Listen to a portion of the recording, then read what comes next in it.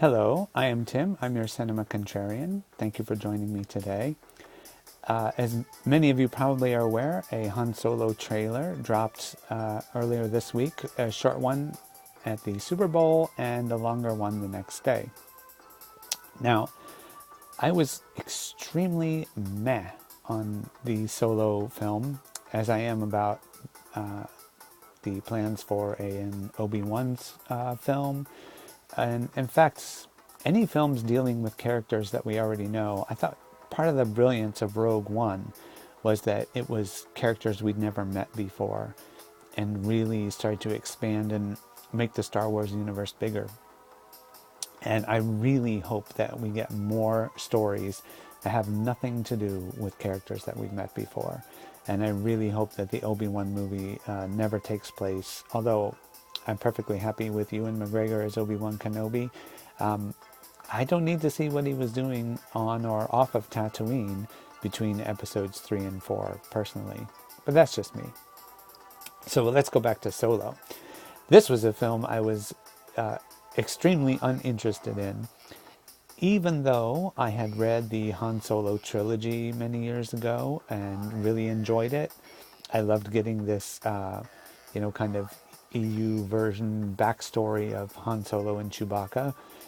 As I say, I like the books. I enjoyed reading them. I didn't need a movie that retold that story or retold elements of that story or showed how Han Solo won the Falcon from Lando or how he met Chewie. I just don't need to see it in a movie. And so I was very uninterested in the entire prospect. And then Ron Howard got put on as director. And I'm not saying Ron Howard's a perfect director. He's made good films. He's made films I'm less fond of. But this is the thing. Bringing him on for this property, to me, was an interesting choice. Because from the impression that I had about what this film was going to be like, it didn't seem to me like a film that would interest Ron Howard. So just him coming on all of a sudden made me realize that I was misreading what Solo was about or what was going to happen in Solo. And since Ron Howard came on as director, I was now interested. Now, I did want to see this film, and I would definitely have chosen to see it after that choice. And then we got trailers, not one, but two this week. And I went from, I would definitely see the film, to now I'm really interested. Because, first off, I think it goes without saying that the trailers have some great set pieces. The Star Destroyer coming out of a cloud, dropping TIE fighters out of its belly. That's just a beautiful shot. The monorail train that we saw in the short trailer. I love a Star Wars train. It was one of my favorite levels in the Shadows of the Empire video game back in the 90s. Was when you're on Ord Mantell going to face off with IG-88. Love the train sequence. I practically peed my pants when I first saw, oh my God, we're seeing a train in Star Wars. So seeing that we're going to see a train in Star Wars in a movie, I'm very excited for that. Now, I had previously seen the speeders that we see in that short trailer. They look like kind of land speeder-esque vehicles.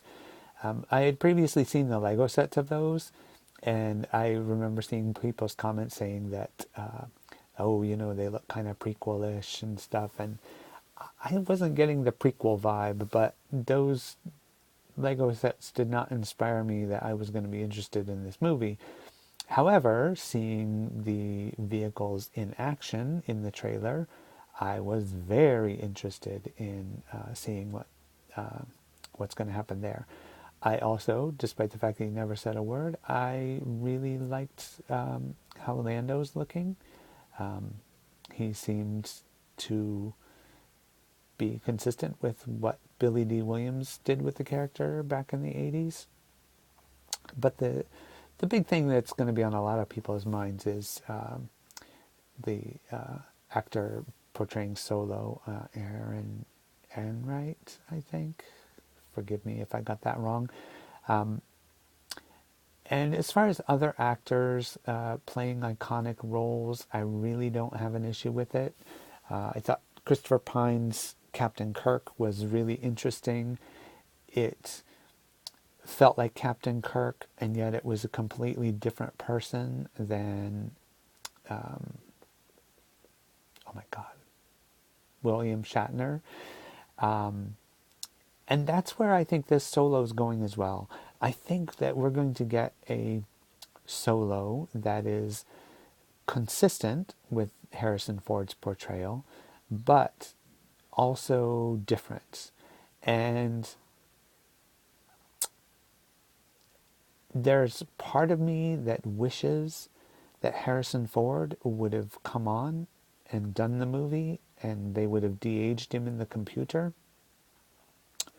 or that they would have used the computer to make this actor look more like young Harrison Ford. Aesthetically, that I would have liked that better.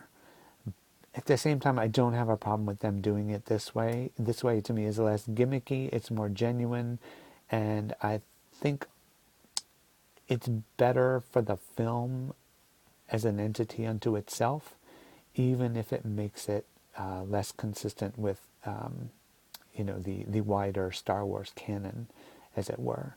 So that's, it's a thing that's going to stick for a lot of people. I've already seen other people complaining online that Harrison Ford is Han Solo. Harrison Ford's the only Han Solo, and I understand that point of view.